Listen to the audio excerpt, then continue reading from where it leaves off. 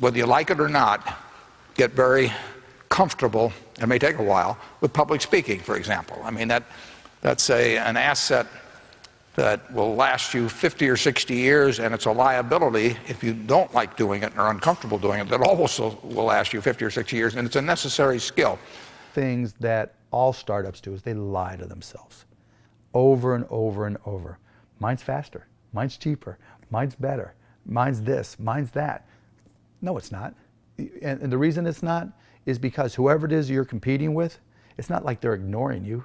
It's not like, oh my goodness, this guy just started on Shopify in the startup competition. He's doing $1 million this year.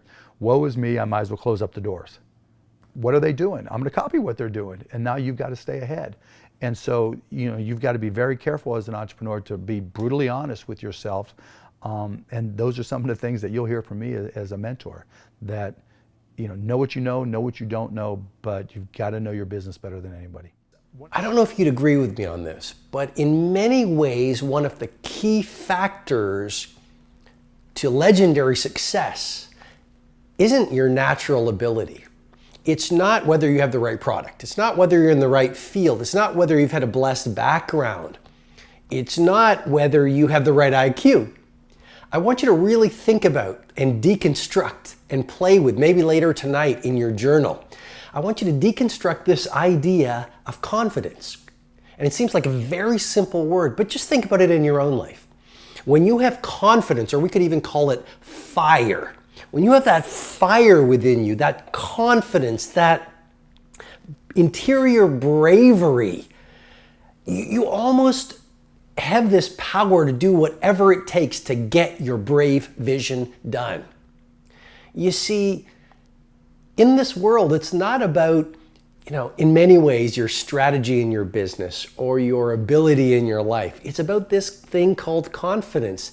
And we have all had these times in our lives when we are full of confidence.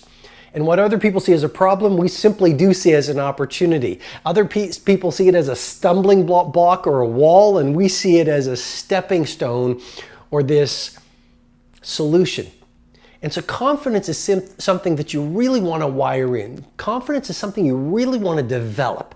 Confidence is a practice. Confidence is a muscle. And like any muscle, the more you focus on it and practice it and train it, the stronger your confidence is going to grow. And I just have to say it again. When you are at a place in your life when there is an ongoing, steady stream of confidence moving through your mindset, moving through your heart set, you do the heroic in your business and you achieve the remarkable in your life. Nelson Mandela is a particularly special case study in the leadership world because he is universally regarded as a great leader. He was actually the son of a tribal chief, and he was asked one day, "How did you learn to be a great leader?" And he responded that he would go with his father to tribal meetings. And he remembers two things when his father would meet with other elders. One, they would always sit in a circle. And two, his father was always the last to speak. You will be told your whole life that you need to learn to listen. I would say that you need to learn to be the last to speak. The skill to hold your opinions to yourself until everyone has spoken does two things. One, it gives everybody else the feeling that they have been heard. It gives everyone else the ability to feel that they have contributed. And two, you get the benefit of hearing what everybody else has to think before you render your opinion. It sounds easy, it's not. Practice being the last to speak. That's what Nelson Mandela did. My challenge in our generation is that gradually through entertainment, through television, through media, through every way possible, we are living in a generation of the dumbing down of ideas. Because we have traded effectiveness for busyness.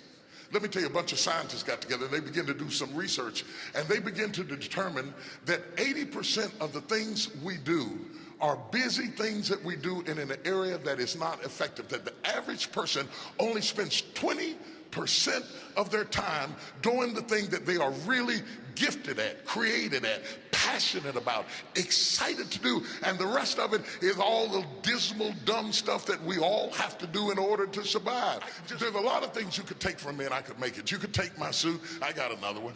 You could take my car, I could get another one. You could take my house, I could get another house. But when you take my time, you have taken something from me that is totally irreplaceable.